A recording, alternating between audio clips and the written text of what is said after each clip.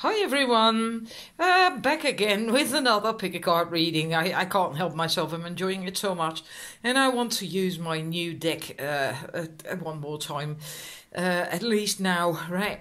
This is a reading on what you need for your heart, and that can be in order to heal your heart, to heal yourself, to better your love life or your relationship. It can just be anything, anything that you feel you need right now, as long as it concerns your heart and, yeah, well, likely then also love, right?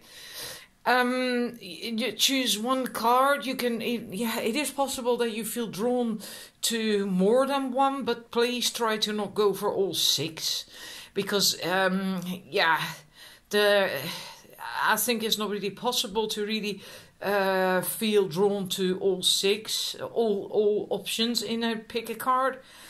Yeah, of course, if you feel like doing that anyway, that's completely up to you. But please really feel, because yeah, if you really tune in, then you shouldn't really feel drawn to all of them. Anyhow. It's 1, 2, 3, 4, 5, 6 from the top left over there, and then that way, and then that way. And numbers 1 is Mangano Calcite. They all have a rose on the card because because of the topic. That's Mangano Calcite for the numbers 1. Numbers 2 is a rose quartz tumble. Numbers 3, lepidolite, I suppose in English. Numbers 4 is a rough rose quartz. Numbers 5 is an amethyst, and numbers 6 is a little cupid with pink roses in his hair. So please make your choice. Then we're gonna start. All right, there we go for the numbers 1, and this time it's only one card per set, per choice. So this is numbers 2 and number 3. This is your number 1. So this is a short message. If it's well, if it stay up, that would be nice. Oh, that's amazing.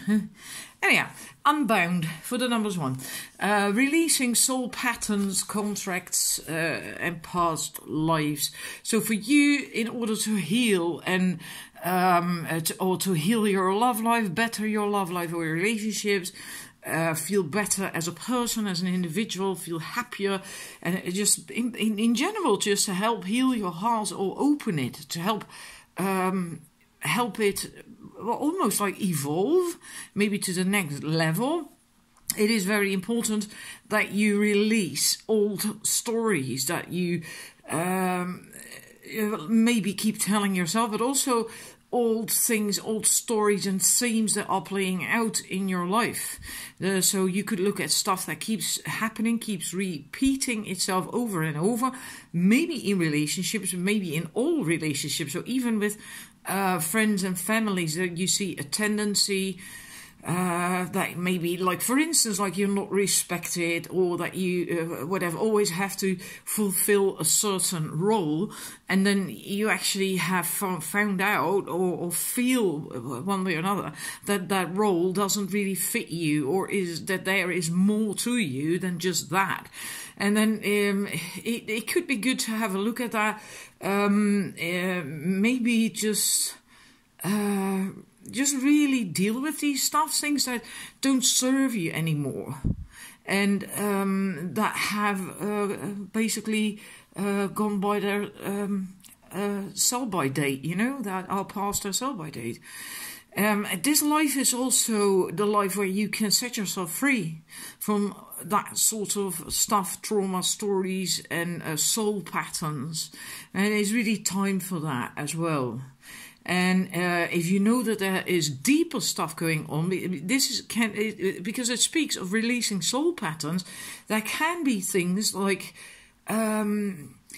vows and contracts you made in previous lives concerning poverty or chastity and all that stuff. There is a tremendous amount of people who are still carrying chastity belts, plural ones at that, often. That happens really quite often.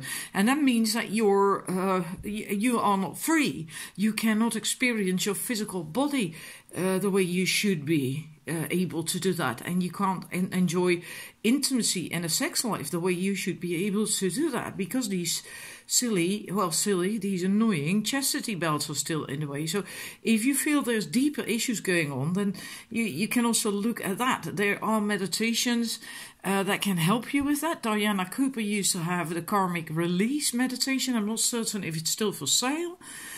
But what it says in the book is also that as soon as you name them, the pattern, whatever it is that is bothering you, and you claim it, that they then automatically stop holding power over you. And also that it is important that when you acknowledge old patterns, to also see how they have served you up until now, one way or another. And then they give an example, like a soul pattern of playing small, keeping yourself small, because that can also be a soul pattern, caused by a soul fear of being seen or sharing your voice, could have served you by keeping you safe, by keeping you alive, even maybe in previous lives, right? But now, now it's time for these things to just go. So, one thing you can do is hold on to the image, really breathe it in, and then say, I release all old stories, vows, contracts, and patterns that are no longer aligned with who I came here to be in the present time. I carry the lessons, growth, and gifts, but I no longer choose to live the same story. May I be unbound, forever unbound. And you can do that, and if you make sure you are grounded and really get in a kind of meditative state beforehand, it could be even more powerful to do that. If I'm certain you can't remember that, then please just rewind the video a number of times and write it down. Alrighty, that's your message for your heart and your love life. Then I'm going to the numbers 2, and I'm moving this card out of the way. Numbers 2, the ever unfolding rose. Cracked open, it is, whoops, exhaling too hard. It seems to happen a lot with this deck. It's really, really weird. Anyhow, the ever unfolding rose, cracked open, it is happening for you and not to you. And this basically, the message is that you have to really open your heart. And even if you are afraid to do so and have been hurt, and that is the message of this card. It also says, like, the challenge of life is to keep your heart open when you most want to close it. And that is true, isn't it? When we have gotten hurt or have suffered a deep loss, then all we want to do is close our hearts. It usually happens automatically as well, because we want to avoid feeling the pain. But that is not possible. That you can't heal and you can't live a full life with your heart chakra closed. And that's, in a way, the message of this card. So likely this is really very important then for you. Maybe you have been hurt, maybe you've suffered a loss. But you really are being advised and asked to open your heart right through the pain. And then you can also allow that what is falling away to actually fall away. And then you can start healing. And life is really coaxing you to keep your heart open, no matter how much it hurts. Because then if you can do that, if you dare do that, then you continue to evolve, to grow, to unfold. And it even then says that to let life crack you open, right? Because life is basically coaxing you to keep your heart open, no matter how much it hurts to do so. And yeah, it is true. It's always a bit of a risk if you have been hurt to open your heart again, because then when you do so, you're at risk of getting hurt again like that, and we don't want that.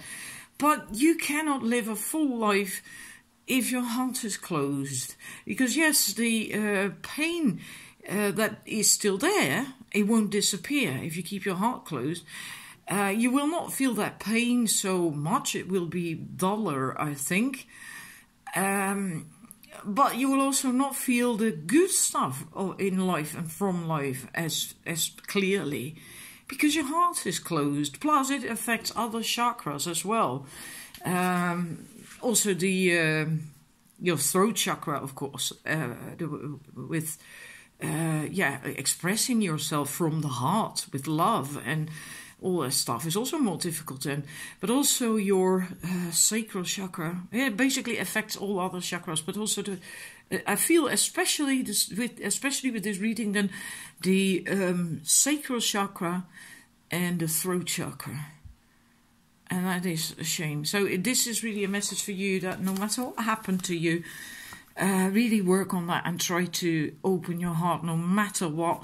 It also does say that you have to be gentle with yourself. The time is for now to be gentle. Treat yourself as like a tender, sweet baby, right? And just basically mother yourself, and and that at some time, not too far in the future, you will look back at this transformation, and then you can even bless what it brought you, because it always does. But you can't see that as if you're not healed, and you can't heal if you keep your heart closed. So that is your message. I hope that you like that you could feel that, because it is a beautiful message. So thank you for watching. Then I'm moving to the numbers 3. And we have the Star Mother. And with that, I don't think that you are worrying maybe a lot. And because the Star Mother is here to tell you, basically, to give her your worries and your burdens, your pains, etc. Give them to her, and and she will hold you and love you and carry you, and it's basically a message to let you know that you are always loved and cared for and cherished, and you're not alone, and you're always held. And most of the time we don't know that. We think we are alone, and that even the universe abandoned us and all that stuff when we're sometimes when we are angry. And anger is a secondary emotion. There is almost always pain underneath. I can actually say, I think 100% of the times, which is the primary emotion that's underneath it that is causing that anger. That doesn't do you any good. It doesn't do your love life or you be feeling happy and good. It doesn't serve you. So it really is a message to allow yourself to open up and to be loved, and to just, even if you can't feel it yet, just know that you are loved and that you are cherished, and that there are angels and spirits looking out for you. Even if you at the moment cannot feel them because you are hurting or whatever, right? And maybe if you just know that and accept that as well, maybe then you can start to see that there are beings all around you and loving you. And the message is also that you can never love someone else more than you can love yourself. So if you can't love yourself and can't let go of your burdens and your stress and allow yourself to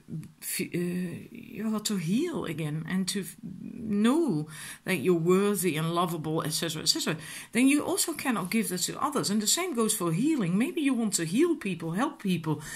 There is also a glass ceiling concerning that. You can never ever give someone more than you can handle yourself. So if you don't love yourself because you're still carrying around all these burdens and stressing and whatever, then also as a healer you can't really go give it all. There is this glass ceiling then, right? So it might really bother you, obstruct you, be an obstacle in your life in general as well, not just like your love life.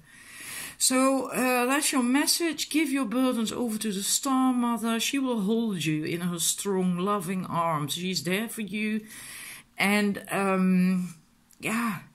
just know that you are loved and cared for. And that spirit and angels and your guardian angel, whatever you believe in, they are there for you.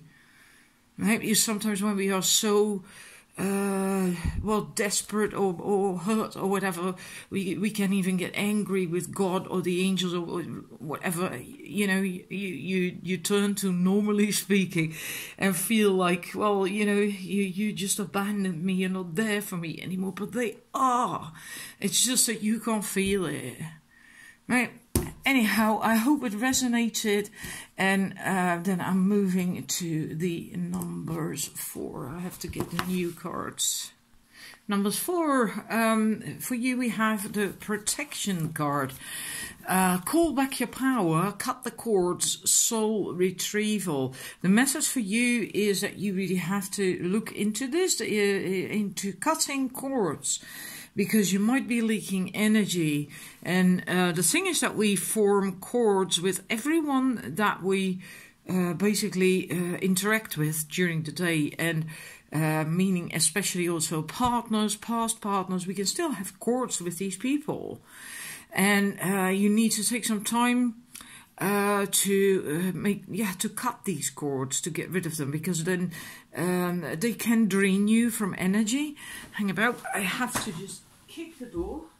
Sometimes my cat is really annoying, and then he barges in the living room, and then the door is wide open, and there is no heating on in the kitchen. Anywho, I'm back. That is your message.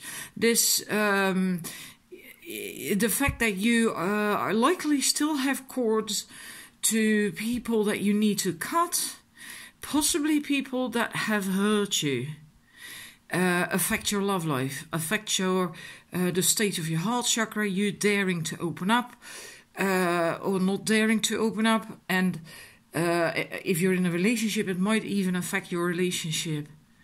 And that doesn't mean that the cord that is affecting you most. So I get something that for most of you who chose this, it's one cord specifically. And it could be that that cord is not attached to an ex-partner. It is possible that it is connected to, for instance, your mother or your father, a dear friend, or whomever hurt you. Sometimes people just say the one thing, a simple thing, but it hurts us to the core. And so much so that it somehow gets embedded in your subconscious and then starts running your life from there, right? So just really take the time to tune in to see if there is something. And like it says in the booklet as well, if you can think of a traumatic event, relationship, a person, or a happening with a person, and you feel in a way that you lost power there, and that you need to call it back, then you know that, right? Then you know what it is and what person or situation. Feel then in your body where you feel that, in which chakra do you feel that, and then you can tune into the image of that card, of your card. And then say this. I'm not going to read it out. I'm going to show you so you can pause the video and copy it. And so you can do that because it's quite long. And then you can say that. Trying to hold the camera still, I bumped into it. Then you can say that while you hold, breathe into the chakra while you keep looking at the card image. You can also try and find the protection card using Google Images, download it onto your computer or phone, makes it easier. And then you can just breathe it in as you say that affirmation thingy to call back your energy and to cut the cords. That is your message. And I'm moving on to the numbers 5. And numbers 5 have trust your path. This is such an interesting question. If you knew you would be supported, what would you do? And your message is, and I'm not entirely certain how to translate that when it comes to, for instance, a love life. I don't know. So I'm going to leave that up to you. If you chose this intuitively, you will likely know what it means.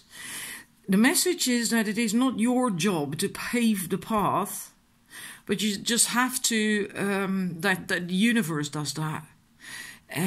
What you have to do is just to keep facing your true north, meaning you are already facing your true north, because it says keep facing your true north, and just keep taking step after step after step. And if you do that, you can't go wrong. So you do not have to worry about paving the path. So maybe you feel a bit lost. Like, where am I supposed to go? Am I supposed to, for instance, if you're single and you want to find a partner, how am I supposed to go out? Am I supposed to go on a dating site? Am I supposed to do this? How, blah, yeah, all that blah, blah, not knowing where to turn, what to do, how to go about it. It's just an example, because maybe you are stuck with another problem that relates to your heart. It's just an example, right? Then the message is that you do not have to pave the path. You do not have to make the path. All you have to do is trust and just keep moving forward. Just keep taking one step. This is so beautiful what it says. If you take one baby step each day towards what it is that you want, then, right? So let's say if it is a partner or whatever it is that you really feel you need. And if you do that every day for a year, then by the end of that year, you will have taken 365 steps. Well, that is huge. That's quite a distance, you know. That is quite a lot. And then if you then look back, you have achieved an awful lot. If it is about a change that is required, then you will have changed tremendously by just taking one baby step each day. And but what it says as well, if you want to write a book and you then write a page every day, and then you have written 365 pages after a year. Well, trust me, I write myself as well. I'm an author too. 365 pages is a hell of a lot. Then you have finished your book, you know. It's brilliant. I love that so much that it was in there. So don't micromanage the universe. Trust your path. And with that, you also trust the universe. And just let your soul lead the way. And you just keep taking baby step after baby step after baby step. One baby step each day. Right? That's your message. I hope you enjoyed it. Oh, well, it's done. Clearly, it is done. Even the cards agree it is done. Then we're going to the last... All right.